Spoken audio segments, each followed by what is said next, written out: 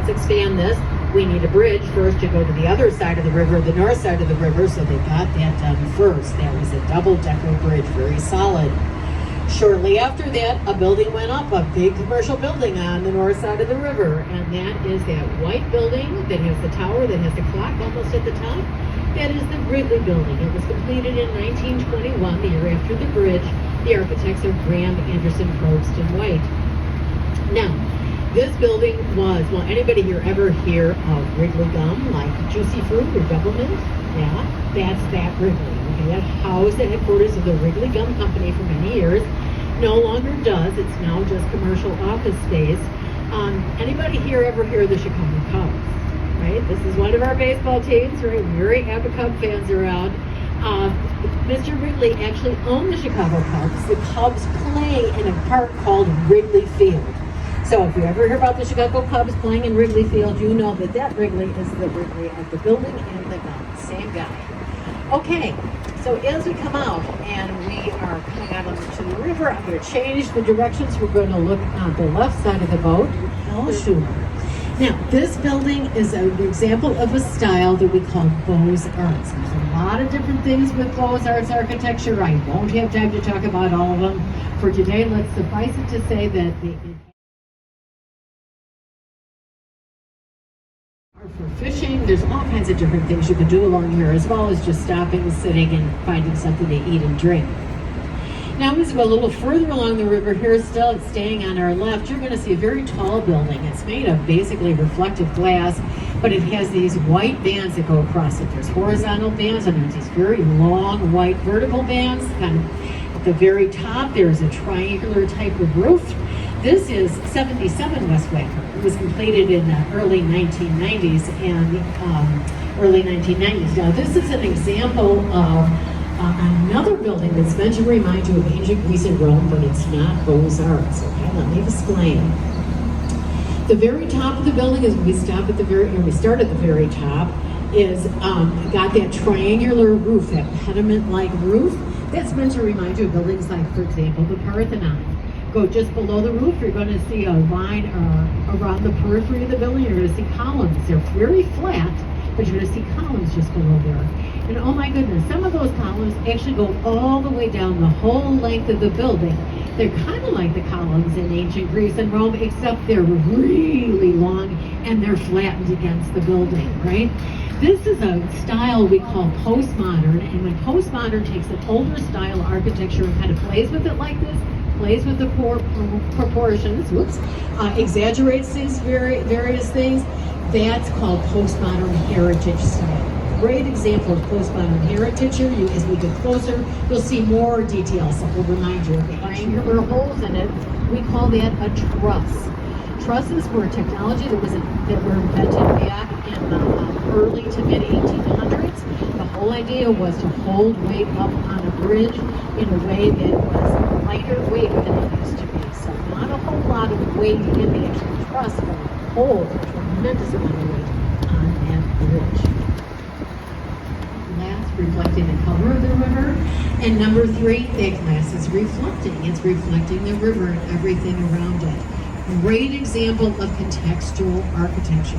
This is another postmodern building, but this is not a heritage postmodern building like that building that reminded us of the Parthenon.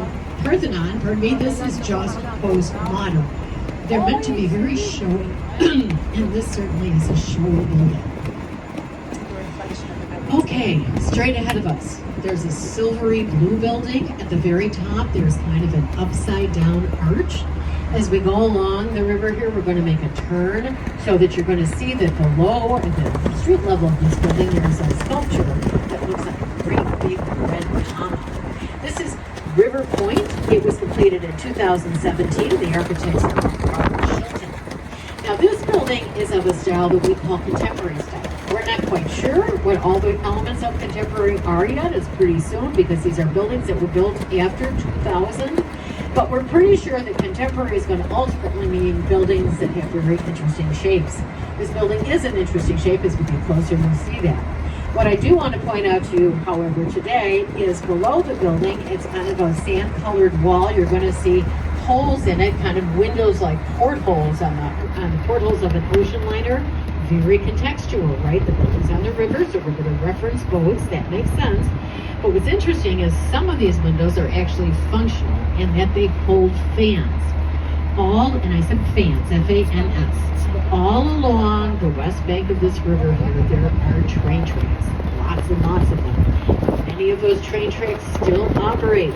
There are train tracks, commuter trains that run right underneath this building. They have diesel engines. Those diesel engines make a lot of smelly fumes. Those fans are there to exhaust the fumes from the trains that run underneath that building. So they're not only pretty to look at, but they're also functional. Very, very cool. Here on our left, you're going to see another building. It's salmon colored, a little bit ahead of us. It's the salmon-colored brick building. It's the oldest building that we're going to talk about on the river today. It was completed in 1898. The architect is a guy by the name of Frank Abbott, and it's called Fulton House. Now, this salmon-colored brick building started its life as a cold. This building, is 150 North Riverside. It was completed in 2017. The architects are Catch Partners. Now take a look at the narrowness of that base, right? That building was like on tiptoes. Why is that base so narrow? Well, if you go to the far side of the building, the side away from the river, the architects and engineers had a problem. They could not put supports down because there are train tracks there. Too many train tracks. Difficult to put supports down at the river side of the building on this side because it's mucky and tough to deal with and expensive. And they said, wait a minute, why don't we just do a design where we have a very narrow base? And that's exactly what they did. Right? So, contemporary style building, very interesting shape. Looks almost impossible, but there it is, and it's possible. When we get to the other side, from underneath this next bridge, you're going to know that I don't think it was purposeful, but the architects and engineers left us with a very fun opportunity. You can take out your phone or your camera and take a look at this building, the way it's angled. You can get a selfie of yourself on the boat. And I'll let you do that.